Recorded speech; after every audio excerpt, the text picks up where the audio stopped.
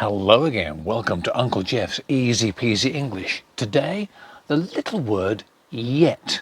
For example, the post hasn't arrived yet.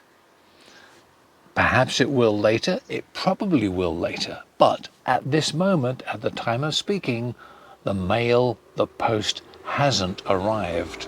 We also use yet in questions to ask whether something we expect to happen has happened. For example, have you paid the bill yet? Perhaps you haven't paid it, but you're going to pay it soon. Have you paid the bill yet?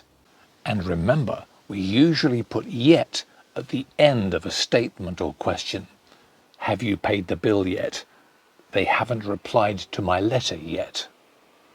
The little word yet. Easy peasy with Uncle Geoff's help. Thank you for watching. We'll see you next time on Uncle Geoff's Easy Peasy English. Bye-bye for now.